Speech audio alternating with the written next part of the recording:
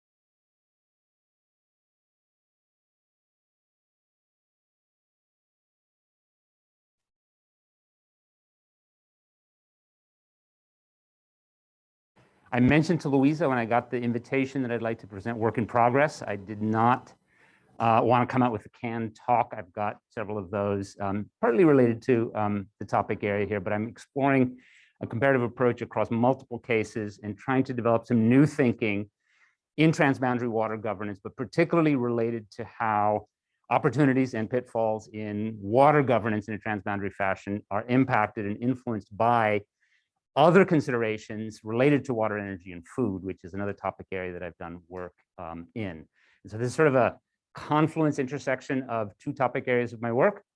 And there's a lot of case study material here, and I asked for the invitation to allow me to explore some of that to draw out findings. I'm very much an inductive reasoner. I don't follow theory down to the level of what it means for my data. In fact, I do the reverse, try to draw inspiration from theoretical framings into conceptual approaches to the data and the findings that I have, but then let case material speak. So I haven't fully deciphered what the case material tell me, but maybe you can help me with some of that. And so once again, transboundary water governance and looking at this partly through the lens of water, energy, food. So I'm going to just make sure I'm going to do, yeah, okay.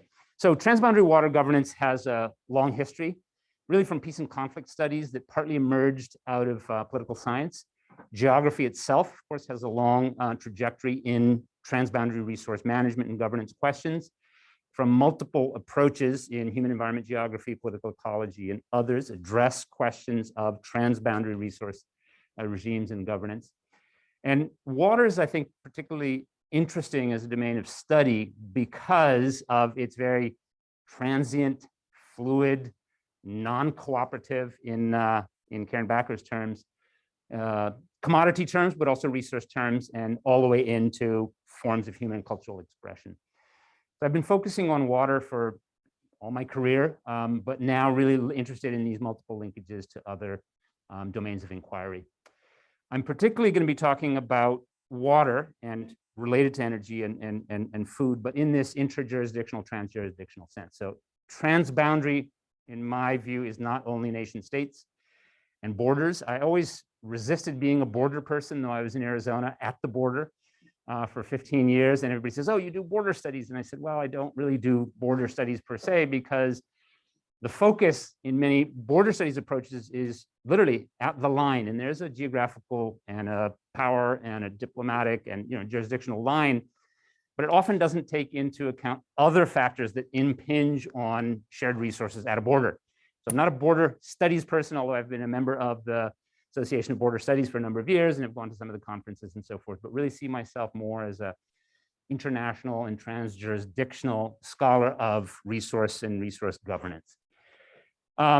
Briefly, where I'm interested in looking at some of this is where the new takes are on transboundary resource governance, particularly drawing from inspirations in early and subsequent, because they go on today, peace and conflict studies, but also drawing very significantly from diplomacy and international relations, but also what I'm going to call sub-table, in other words, other impinging negotiations that take place outside of the formal diplomatic ambit. And so there are country-to-country governments. I'm going to be talking a little bit about some of the treaties that we are witnessing, and in cases for resource management in these binational contexts, are shared and subject to treaty provisions.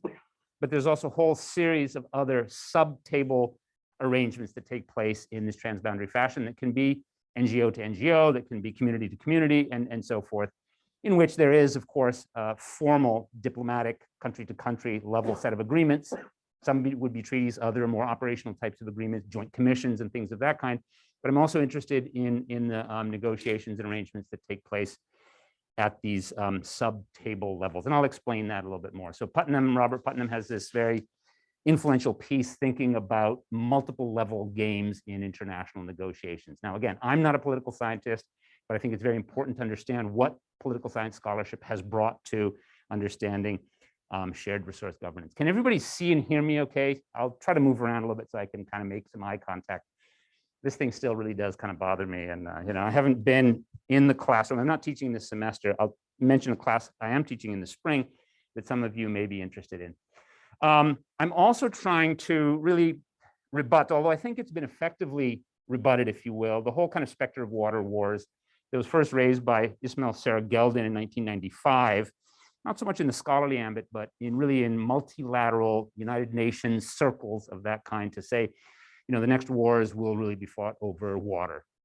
And so some of the work that Aaron Wolf and others at Oregon State in geography have done with transboundary resource governance databases and the analysis of these kinds of agreements and so forth, I think have really shown quite convincingly that water and even other shared resources like energy are seldom the cause of armed conflict. They may be tied up into conflict between neighboring states in which there is a stake in water or there's a stake in other resources, but seldom have countries gone to war over an issue or problem or a conflict related to water resources itself.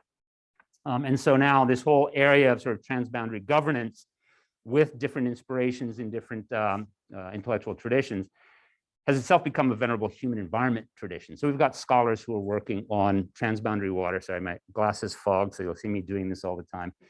And let's move on down because I do have a lot of slides, but I want to show you a little bit where I come from. Yeah, come on. Okay, I'm going to stand behind you because that may be easier. Okay, so going back to international shared river basin management, Gilbert White, who then brought some of that out of the academic setting into NGOs and again, civil society organizations like Resources for the Future. I've talked very briefly about Aaron Wolf, but some of his students and collaborators and colleagues out of the Oregon State School. So, around cooperation studies and so forth. There's been a whole set of discussions around securitization of resources and puts, I think, that back into the sort of conflict and cooperation framework. So somebody who's got some very new and intriguing thinking in that line, if you're interested, is Karina Barquet, Chris Snedden, and others have really worked on this. I'm trying to indicate that there are major intellectual currents that address the types of challenges that I'm interested in look at, but with the exception perhaps of this idea of sub-table and multi-stake negotiations that tend to take place across jurisdictional boundaries. Political ecology approach, I've been inspired by work by my colleague at Arizona, Margaret Wilder.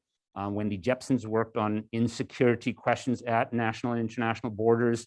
And then there's the whole legal geographies approach, working to understand how law and geography come together to address shared governance questions at international boundaries in the Middle East by Ayesgul Kibaroglu and others. So, have informed the way I think about this. But I do feel that we have an incomplete understanding, and I'm looking for ways to make innovations in our theoretical understanding of this, particularly and I'm inspired by, because that's where I really cut my teeth in the academy, in social-ecological systems approaches, to really understand unknown, unconsidered, and undecipherable, in a sense, emergence properties. And that's, complex systems and the interactions that you have make it difficult in a theoretical and conceptual applied framework to be able to say, this is where the binational boundary water arrangement is going. It's difficult to predict that, not simply because we don't understand all the currents that have an influence, but also because the interactions of those multiple factors define the way the system itself becomes. Now, you can hear with system speak and complexity and adaptive response and resilience, a little bit where I've been coming from in my own, theoretical understanding of this. I do think emergence is an intriguing concept, but simply to say there are emergent properties and emergent processes doesn't itself shed light on the understanding of what those are. I mean, in a way, it raises more questions than it answers. I think systems approaches, and particularly social ecological systems, and all of Eleanor Ostrom's work with her colleagues and collaborators, the Ostrom School, has a very set notion of there is a system, so there is endogeneity, there are factors and features and processes that operate within the system, and then there's exogeneity, and these are external factors. And some of those may be quite clearly decipherable and definable, but part of the work I'm doing, and I was just working on this report this afternoon, on this whole question of energy transitions. And I know several of you here in the department, I've had some discussions with Jen Baca and others, work on energy and energy transitions. And I'm particularly interested there in how do you define exogenous and endogenous when you have broad global scale types of resource management paradigms to things that are all uniquely, extremely local. And so it's difficult to sort of bound the system, if you will, in conceptual or even geographical spatial terms. So where concept and application is lacking, I am one of these integrationist school persons that, if you fail to understand or see the linkages with the phenomena that you're observing, in other words, let the data speak, perhaps you're not capturing the complexity sufficiently, in its full range, and what other factors or features could help us understand better the dynamics that we're observing. And so concept and applications, I'm going to be talking about a more explanatory SES. This is one of the critiques of social ecological systems, is it may be a taxonomy to describe these processes, but does it give us understanding of actually what the process and dynamic and evolution of the interactions in human environment terms might be. So focusing on water and other resources, I've done work since my postdoc in the mid-90s on water, energy, food. I have some separate work if you want to understand the sort of the whole genealogy of the nexus framing and phrasing and who used it and for what purposes over time. And that'll partly be addressed in that seminar I talked about in the spring. Just for a side note, I'm very interested in additional climate and climate change imperative processes, or they become imperative because of the climate dynamic around carbon. And so if anything really needs to be added in resource terms to these sort of integrationist management paradigms, like the water, energy, food nexus, I think it needs to be carbon. And we're going to need to do some very creative thinking because it is such an imperative for our existence. It is existential in that sense. So ultimately, then I'm going to try to tie some of this back to these interstate, interjurisdictional kinds of processes, partly because I found myself at the border, though my postdoc work before I was working in central Mexico was actually to be working on the Mexican side of the Mexican-US border. And for different reasons, that didn't work out institutionally where I was as a postdoc back in the 90s. But I became interested in these questions. Okay. So very quickly, what, if anything, does the WEF nexus framing add? I'm going to try to say that water and water negotiations at transboundary locations, international borders, but also interstate, interprovincial, interjurisdictional boundaries, often is impinged upon by similar discussions and arrangements that are taking place in a transboundary fashion in energy. Energy, in some senses, being an ascendant resource, and I'll describe what I mean by that. I do take the approach that there are these interrelations, there are nexus arrangements among multiple resources that take place at the resource level. There are also, and this is one of the readings, and you may not have looked in, that's fine, but I've tried to link where the security concepts come from of water, energy, and food security, each developed in their isolation, but now I think really do take some interesting interrelation. Those interrelations really come to bear. And I do want to talk a little bit about this emergence concept, sort of from the idea of complexity of where and how do we understand the evolution of human environment interlinkages on these questions of resources. I'm going to go very quickly through some regional cases. My sabbatical was to do one semester in based out of Kathmandu, Nepal, where I hold a fellowship with the International Center for Integrated Mountain Development, ICIMOD, to work in that region, if not all of the 8 countries of ICIMOD, that groupings, but mostly in the Eastern Himalayan region. So that was going to be Nepal, Bhutan, northern India, and possibly parts of Kunming, China. And everything was all set up until COVID hit. And then the second part of was going to be a semester, and I'm still holding on and grasping onto that, is I have a full right to work in Argentina, in the Mendoza, Argentina region, which is on the eastern side of the Andes, and isn't so much trans-jurisdictional in an international sense, because Chile is literally on the other side of the mountain, and the mountain forms the border, but more in a state to interprovincial, interstate kind of question that I'll describe very briefly.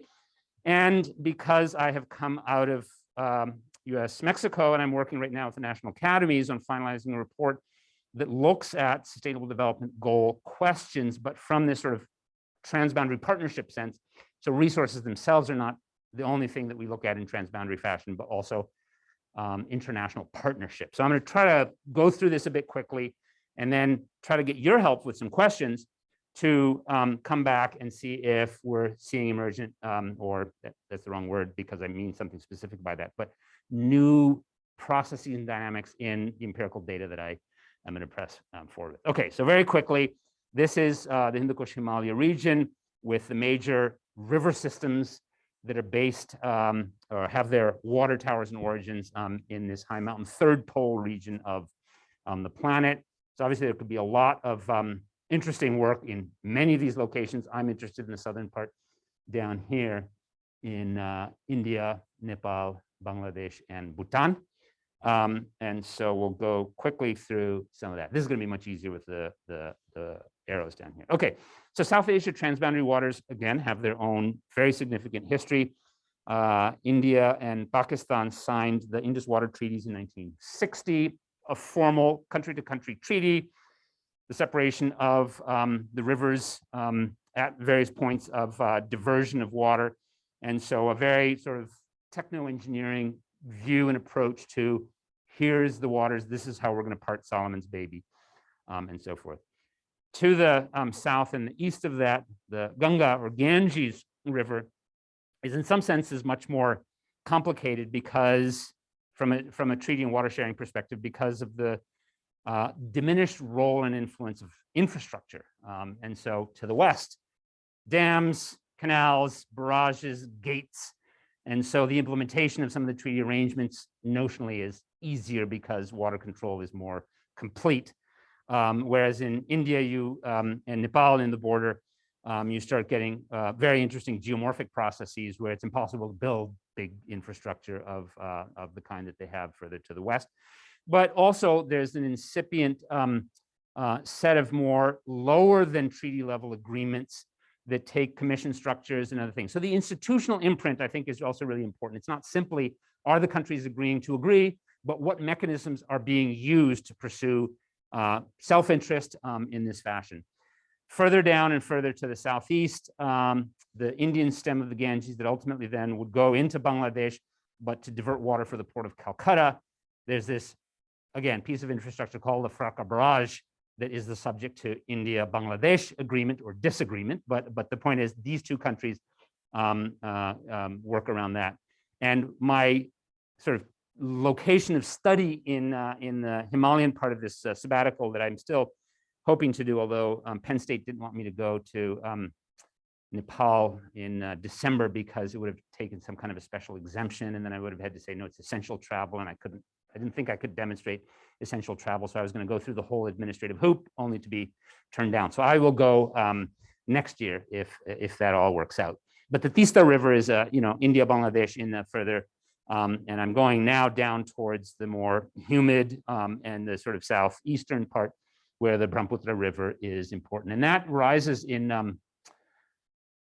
Tibet as the Sangpo River, and China's role in development of both resource development extraction processes in this region is also key because A, it's not a player in a lot of these bilateral and multilateral agreements, but also right now it is the interest, the nation with the largest water development agenda of any of those. So kind of the take-home message is, just in setting the stage for some of this, is in the South Asian region, you actually have a series of bilateral agreements, and that's very much by India's design. India can remain and pursue its own role as the hegemon in the region if it can say, Nepal, I'll have an agreement with you, and Bangladesh, you'll have an agreement with me too, but the two of you won't talk together in any kind of tripartite, multipartite arrangement. And that's been partly the design, and that's been partly executed successfully to India's benefit. And the energy side of this that I'm going to explore next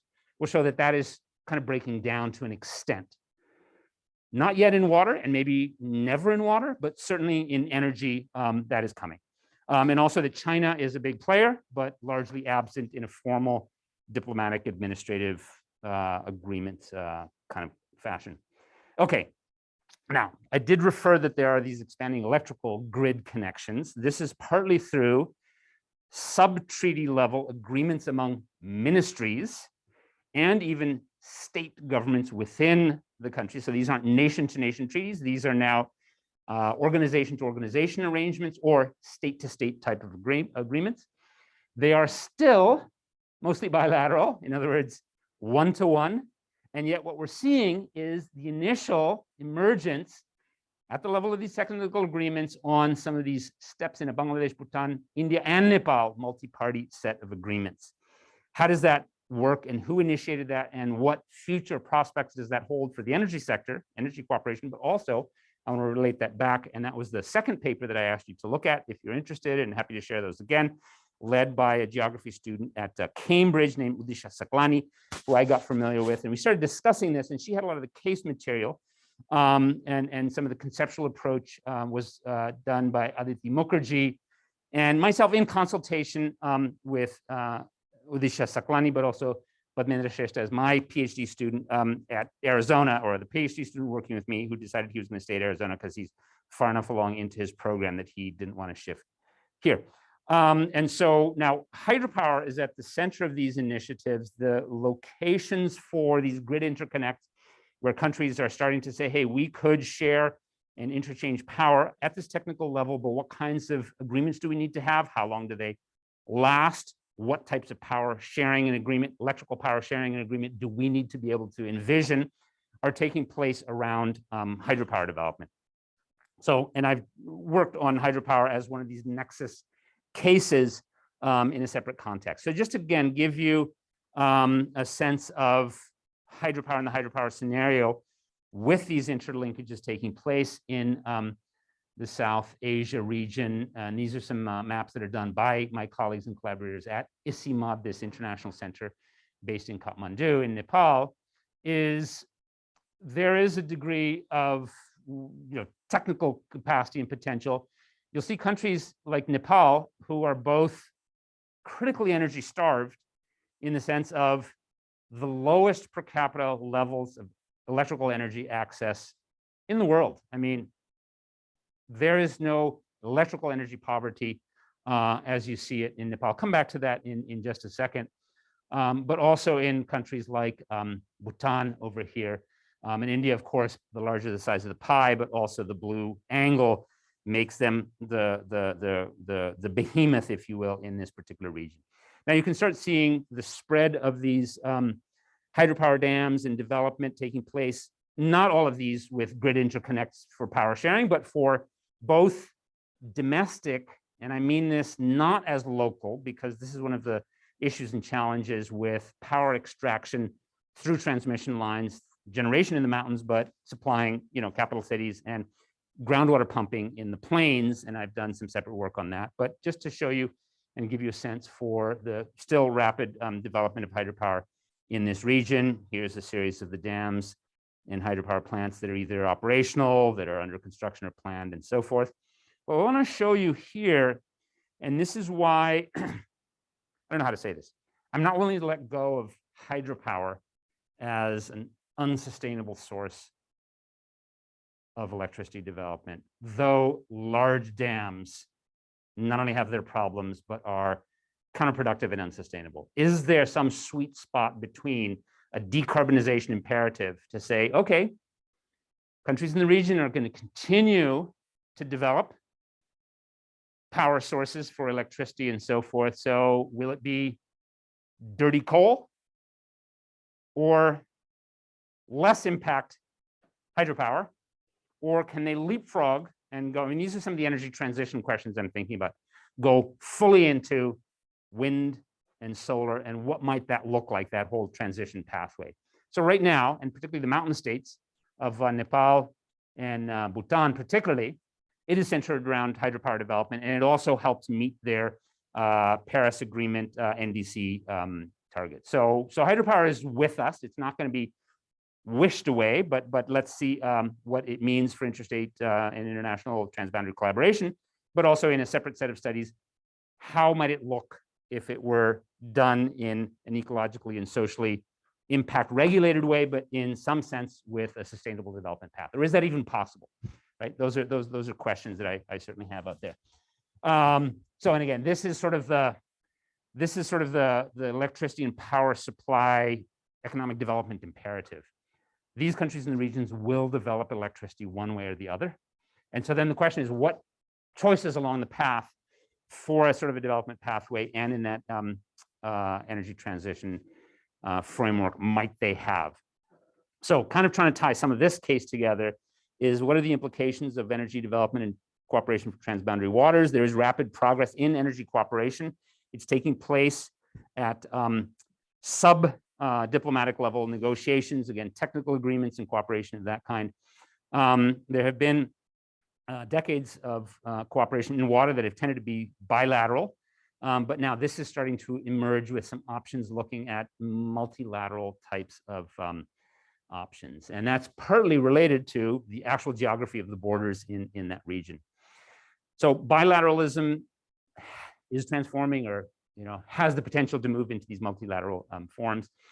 Bangladesh, partly, I think, as viewed as a local innovator within that ecosystem, or that local, that regional grouping, is actually pushing some of these faster, certainly than India is, or also than Bhutan or Nepal, that feel their partner in some of this development might be India. And so what does this shift in energy cooperation away from bilateralism to multilateralism mean for the region, but also what does it mean for water and water resources? Okay, so that's kind of a question that I have in some of that. And again, I mentioned that much of this is around hydropower, because all countries in the region are trying to think seriously through what the options are to reliance on, and particularly in India's case, to reliance on dirty coal. So it's not just carbon, but it's really low-grade anthracite coal that not only doesn't burn well to generate electricity, but it also has huge public health impacts through particulate matter that, and there is called the brown smog that is across the South Asia region for basically all of the last several decades. So thinking through again what some of these agreements actually might mean, and I'm interested sort of in the role of what some of these extra sectoral direct water power groups may do, either at the level of ministries of foreign affairs and formal diplomatic cooperation, or also then of some of these science and research for policy change types of agreements. I'd be happy to come back through some of this. There are there are several players that play actually an important role in the region on these multilateral level that I think actually have some brokering role to play in this. And so taking that more institutional approach to understand who might be change makers. There has been an initiative with partial success, mixed success, though it's confronted significant obstacles and failure of some of the initiatives, called the South Asia Regional Initiative, or SARI. And then looking at some of the individual groupings, both Nepal and Bangladesh with India, Bhutan and Nepal with India, and so forth. So I'm not going to go through all of these in a lot of detail, because we've tried to think through some of these to explore what the implications are for resource sharing, but also for the institutions that mediate the process. So again, just to show you that we've done some thinking about this. Now, One of the things that I think was particularly interesting, and this was almost a side thought in this process of developing this analysis, are there features of the resources themselves that make them non-equatable? Can you somehow apply principles for water sharing to energy or vice versa or not? And part of the reason I haven't dealt with as much of the food question here, though that's in the framing, is you'll hear me say often that this is either for irrigation development or there's other aspects, and the imperatives in South Asia for food production, food security, and yet in many cases, these are also part of globalized food systems. So is there something about the transportability of the resources? I know that sounds very reductionist, physical explanatory of, oh yeah, this is how much it costs to ship a commodity like food. Can it be shipped and cross borders in a way that energy or water can't? So electrical energy clearly needs transmission lines. Water needs either the river systems that are there, or it needs infrastructure to mediate its distribution. So there are also some physical material determinants of the way some of this work that then tie into some of either the options and other things associated with the way cooperation takes place, or the limits to that cooperation in this transboundary resource sense. Okay, I want to shift very quickly into just some thinking about the Himalayan region energy matrix, if you will, and what options there are for this path of energy development that is already underway and in many respects needs to be ramped up. Otherwise, communities in the Himalayan region, particularly in Nepal and Bhutan, are very significantly reliant on biomass energy.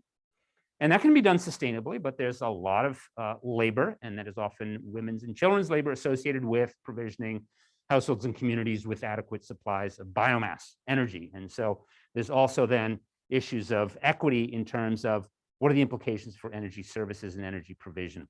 Is there some approach to energy development in the region that can look into renewables, and what might some of those pathways look at?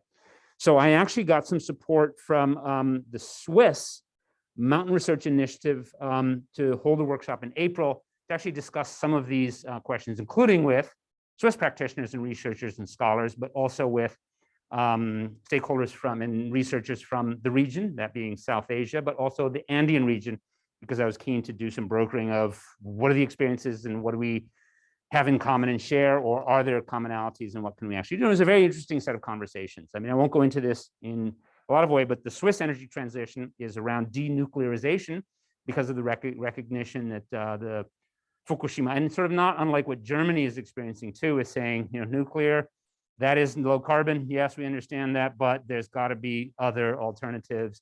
And so a rapid move into other non-carbon renewables, and including hydropower, so that as a mountain resource, because of the availability of water to generate. So there's some interesting questions around material choices, but also some of these pathway questions. And for those of you who haven't seen some of the hydropower dams in the Himalayan region, don't picture Mount Everest with some kind of big piece of infrastructure at the top of the mountain. These are in the river valleys in the system. And this is actually where human habitations have been and the populations are concentrated, and also where the irrigation systems predate hydropower. And so a lot of these trade-offs are in this sense of locations, spatially specific locations within the river basin system, such as this particular one in Butwal, Nepal, in the sort of lowlands. So there's hills and mountains around, but this is getting down towards the lowlands of Nepal. Okay. Let's keep moving. But I wanted you to think about, some of the other options associated with renewables like solar and wind. There are often cost factors. There are often what is called an energy ecosystem of service provision, maintenance of infrastructure, a whole range of things that make the immediate switch into solar and wind as renewables more difficult than you might imagine. Even turbine blades of this size, and I don't know if you're following, just some of the options with very high hub height, large offshore wind in Denmark and China and the US and everything. It is now about scale of size of turbines and size of generation. And ports are going to have to be rebuilt in Europe. I mean, they're already thinking that far ahead. I think the thinking in the United States is yet to get there. But for mountain geographies, there is actually some physical constraints in installing some of these turbines, because you just can't get access to actually do installation and so forth. So I think solar is one of the options that has come about, and yet with the capacities for solar generation, these are still supplemental sources of energy in these mountain regions. So there's this whole question around hydropower, and is there a scale and a format and institutional arrangement for hydropower that can make it a suitable choice in an energy transition pathway or not? And that's not only, I think, sort of ideological commitment, it is actually looking more specifically at local forms of control over resource development pathways, but also impacts and impact assessment and so forth. And I don't think also we are yet going to really go away from biomass energy. And so I think there's a key role with sort of a thinking of renewable carbon and biochar options and other kinds of things, I think, that really have to be brought back to it's not just going into the forest and cutting wood and piling it up for the winter, which you'll see some pictures of in a second, which obviously is a big part of many mountain communities, current energy reliance and so forth.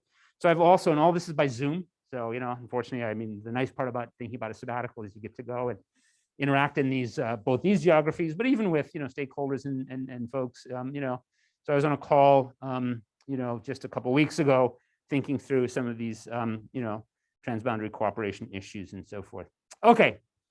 That's a little bit for that part of the geography. That was going to be one semester of my sabbatical. And I'm not only trying to re-present my sabbatical, but what were the topics and challenges that led me to think through some of the steps in some of this and the transboundary cooperation or regional cooperation, which maybe was that last case of the mountain energy. So now we're completely in the Western Hemisphere, down in Argentina, again on the east flanks of the Andes. The Rio Atuel is the particular river basin that I've been focusing on there to understand, again, some of the same types of questions: interstate and interprovincial water cooperation. What role does energy play, or does it? And also thinking through the very important role of agriculture. And it doesn't have to be crop agriculture, but we can think of agricultural commodities.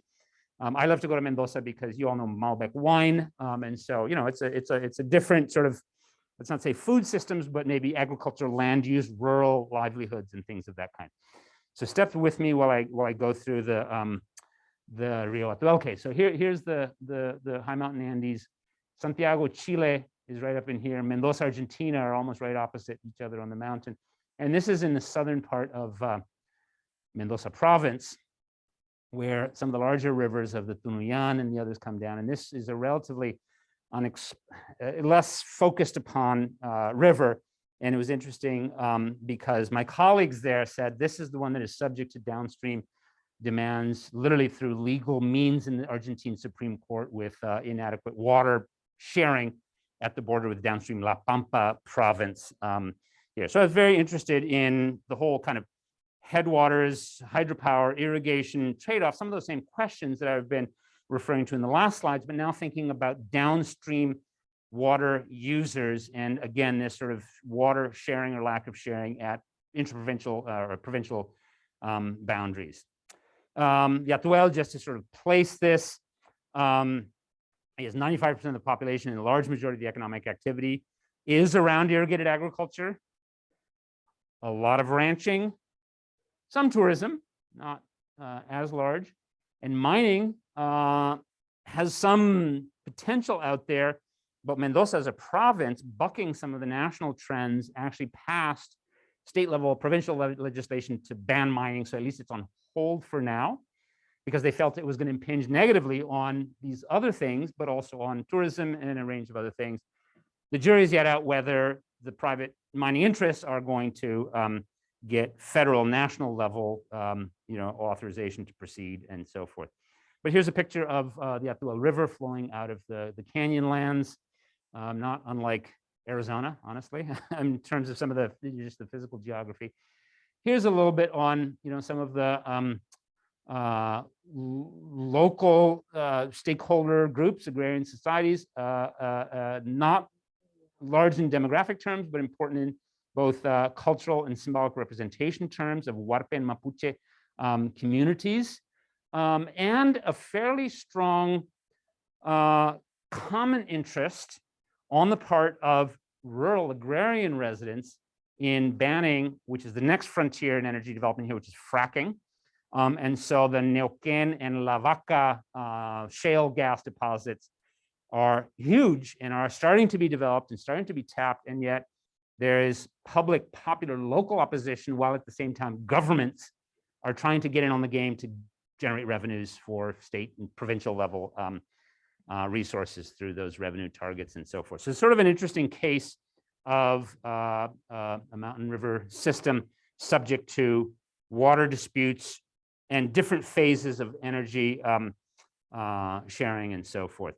I'm not going to go through all of the details of why rural Mendoza is different than sort of the urban context. The urbanization of water is an important feature of development in all of these areas. And so while cities command resources to shape the way water moves and flows and access and other kinds of things are provided, it's still in terms of the critical dependence for livelihoods and also the role in economic development that rural areas, I think, are more exposed than urban residents when it comes to not just water impact on water scarcity, for instance, from climate change and drought, but also in what the implications and role may be of changing interstate and interprovincial arrangements to modify the way water is actually allocated in these systems. And so the southern part of Mendoza doesn't do as much wine production. It's a fairly important north-south gradient. And so by the time you get into southern Mendoza, it's getting cold for good grape production for wine. That takes place a little bit further north and even north of Mendoza into San Juan and Salta, for any of you who have been to that part of the world. And the further south you go, you start getting into, vegetables and a very strong, kind of focus on fruits and so forth. I didn't do this by design, but my initial thought was going to be to do spring in the northern hemisphere and then spring in the southern hemisphere and then spring again in the northern hemisphere. So I was just going to sort of go to the eternal spring. But now it looks like it's going to probably be the reverse. I'll do fall, fall there and fall to the other place. So when I go in March to Argentina, si Dios quiere, if it all works out, I will be there in their fall season. Okay, so again, very important hydropower irrigation trade-offs. Irrigation concessions, hydropower concessions have been granted to a private developer, of course, tied into the grid and so forth. And yet downstream water users for irrigation saying, hey, not so quick. Those releases from these reservoirs and everything have to meet our needs as water users in irrigation. So the timing and supply of deliveries is critically important. Another feature that is in these systems. So this was a trip that I've been working in Mendoza for about, say, 12 years or so. And I have been going quite frequently in a way of developing some of the ideas that I'm presenting here for my Fulbright proposal. But another interest group that is very important here is river rafting and sort of that ecotourism, if you will. And so the releases of water from the dams, and this is also a feature of some of our rivers in the United States and particularly in the West and so forth, of how multi, kind of constituent decisions are made around these shared resources.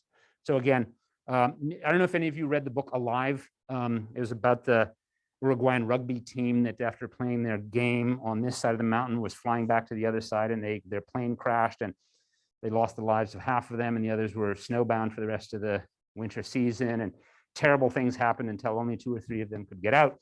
And that was right up here in this valley. So locally, this is called the Uruguayan Airplane Valley. So the Avioneta de los Uruguayos. Okay, and then so these are some of the, you can picture this sort of the imaginary of these sort of colonial era towns and, these colonnaded and arboreal systems. And yet now this is a picture I took 2 years ago in March. When fracking now is starting to come in, and at the local level with users, because it doesn't generate any jobs. There's no local gas supply problem, and so it's all about revenues for YPF and these Argentinian, but also tied into multinational energy development companies. And so this is the critical interest point with water and energy in this location is that downstream and upstream states are at loggerheads on water. They are in agreement with each other at the popular community action level in opposing fracking, and yet at the state institutional formal level, they are supportive. So that's a different configuration and mix. And maybe it's some kind of subject to, here's this matrix. The way I was kind of trying to do that for how are energy and water different in the Himalayan region. And here, I think there'd be maybe a different matrix, but sort of some interesting and different points of contact around some of those things. Here's some of the rafting. Here's what the Atuel looks like. I'm not kidding you. This is what the Atuel looks like in Mendoza, and this is what the Atuel looks like in La Pampa, just a few hundred kilometers further down. So it's all been diverted off. Partly it sinks into the aquifer, but it's all been diverted off into storage reservoirs and irrigation systems and so forth. And so La Pampa downstream is saying, and what? And so there is actually Supreme Court legislation that tries to deal with this. There is also some trying to be consensus building at this sort of popular expression level of citizen to citizens. We're not enemies. It's the way the system is allocating water, and state to state and provincial, and in the courts in Buenos Aires, there's issues and challenges and problems. And yet I want to say, here are the sort of installed hydropower facilities. I haven't done or seen the formal social and environmental impact statements on these, but my own assessment is these have had and continue to have the types of impact, social and environmental, that at some level passes an acceptability filter. I don't know. I mean, they're not high impact. They're not the mega dams that are built and sediment in the valleys and so forth. And they've been producing an acceptable level of power in some kind of a social ecologically acceptable way. Anyhow, I'm being an apologist now, so I probably better just stop it. Anyhow, so up with this team up there with Uruguayos, and anytime you go to Argentina, you got to have an asado and a vino, and so that was part of that.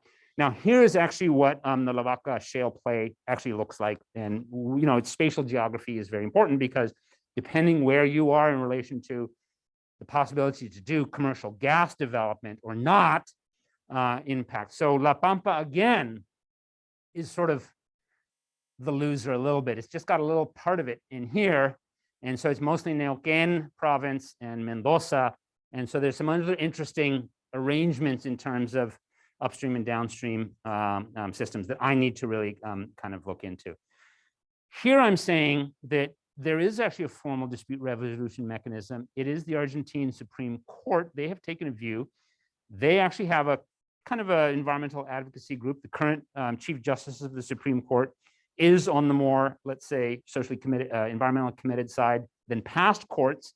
And so you can't also, I think, just sort of say remit it to the court system, because the outcomes from any court, as we know in our Supreme Court discussions right here in the United States, depends on how the court is constituted and what cases they will take and so forth. So, but I do think there's some very interesting kind of lessons to be learned on that.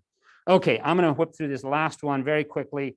Not that this is only closer to home, but many of you may have seen this. The Colorado River to the far west and the Rio Grande, Rio Bravo waters to the east are subject to international treaties. The United States and Mexico signed a formal treaty, and there's formal institutions that manage these resources within Mexico. There's a whole set of formal institutions within the United States. We've written about the asymmetries across the border. There's no point-to-point contact. If somebody from the Bureau of Reclamation in the United States needs to talk to some water manager in Mexico, there is no formal one level. So now you start mixing and matching some of these. So the institutional configurations at border sites is important. This dam, and more generally the Conchos River, which is a Mexican tributary to the Rio Grande, became a flashpoint recently, partly because of Mexico's own water sharing and water scarcity within the Conchos, but then what implications that had for the ability of Mexico to deliver its treaty obligations downstream to the United States. So these things obviously are very complicated in multiple terms. And so we started to explore then what were the globalized but strong US-Mexico food trade agreements, because much of the resource management in the West for waters around irrigation, water supply, if there were different forms of agricultural production, if there were different food markets, if there are different commodity chains than there are, water would be managed in an entirely different way. So what are the entry points with food and food systems? That's also not an easy, lever to manipulate, but there are different pressure points, I think, that could be applied. I've done, and this will, if you're interested in the seminar in the spring, go through this water energy food nexus case around groundwater pumping. And so surface waters in rivers that are subject to international cooperation are partly offset by groundwater use. But when both are fully pegged to the limit, the way the Colorado River is, not only are Lake Mead and Lake Powell, the two iconic reservoirs that you see the bathtub rings for, subject to severe water stress, but so are the underground aquifers. And when both of those are, your back's against the wall, you better either start negotiating or changing practices and so forth. So I'm not going to get into a lot of this in a huge amount of detail, other than to say there's a regional food system and that the energy transition pathways are starting to happen where in the water sector, it's formal, treaty-bound government, federal and state institutions that are charged with this who can't see outside of the box. So there's a path dependency in the way they've been dealing with water at the border, whereas in the energy sector, it is not formal. It is subject to one-offs. There is a private sector development. So there's other kinds of dynamics at play that then I think impinge on the way the formal energy side of things work. And again, lots of text here. I'm not going to go into all of this in detail, but you can see that I do start coming back to some of this two-level, two-table kind of questions to say, can water negotiations go on at the same time as interests are being pursued with energy and vice versa? Anyhow, thank you very much. I didn't leave too much time, but if you're interested, any students would like to see me afterwards, or I could send you a draft syllabus. It meets Tuesday, Thursdays, 12 o'clock, 12:05 to 1:15 or something, and a student-led seminar on water, energy, food, in which maybe some of the transboundary kind of questions may come in if people are interested. But student-led in the sense that we'll go through the syllabus and we'll rework it early in the semester so your interest can be reflected. Thank you very much.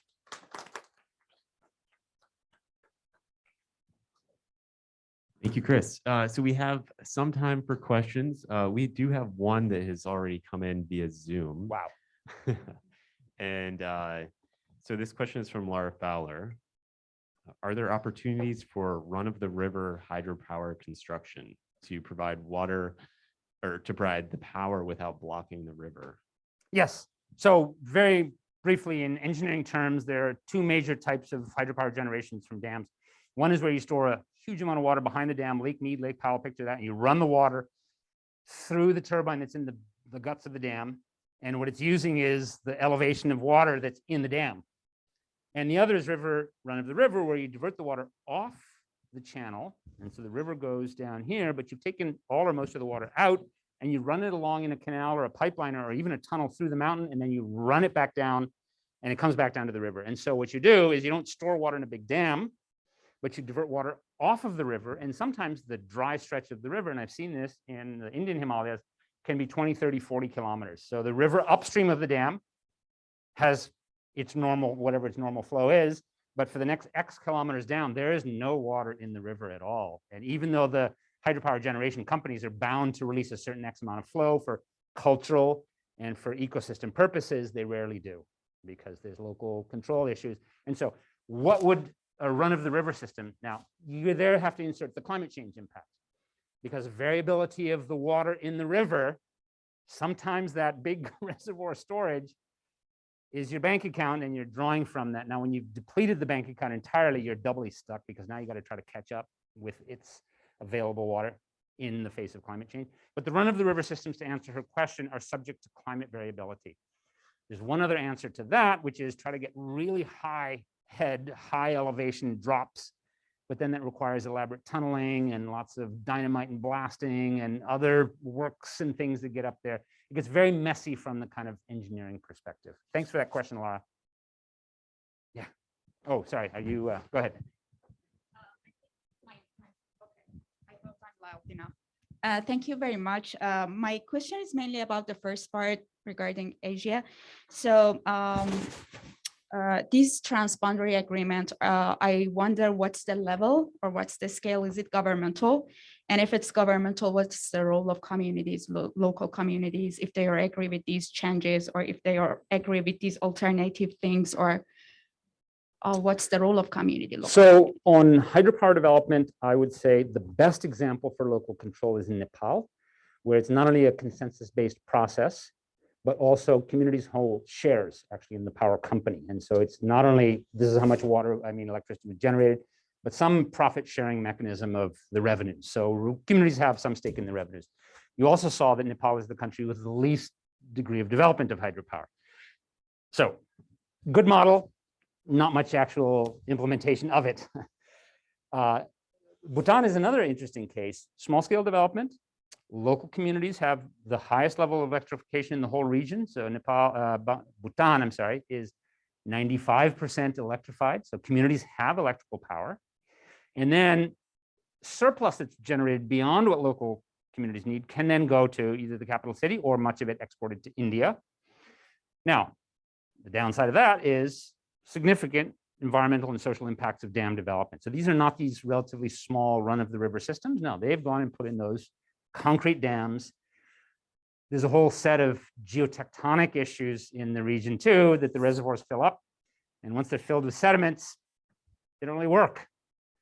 Or they work maybe now as a diversion thing for that other type of generation. So, and the tectonics here are so quick that literally dams and reservoirs can fill up in a decade or two, where they may be planned for longer. So Nepal and Bhutan and Nepal have very interesting cases. India is yet a different case because of its parastatal-led development. And so they're not looking for international finance to develop these things that may, whether it comes through Asian Development Bank or World Bank or other kinds of international lending, have some norms of compliance. India does its own through its Hydropower Development Corporation, parastatal development, and I would say has, among those three countries, the least well sort of referenced compliance with some of these kinds of things. So a very mixed set of discussions. Now, you asked about the sharing. The communities actually have no say in what power may be shared to the other side of the border, other than there is human migration across and communities are in touch with each other. So there also is a notion that, there's some cross-border migration. That was probably not a very good answer to a good question, so thank you. I was wondering if there is any relationship between two sides of the border, between people and then what they decide or something. That was great, thank you. Yeah, I have not seen examples of, okay, we're here to discuss power interconnect grid. Let's get the communities on both sides of the border where that power line is going to cross to actually talk about it, or whose power might be being exported, right? That might be the next question. But good question, thank you. Okay, so we have, actually, it's 5 o'clock on the dot. Wow. I'm sure there are many more questions. Perhaps Chris can stick around. I'm not sure, but it's 5 o'clock, so. Thank you all. I really enjoyed that.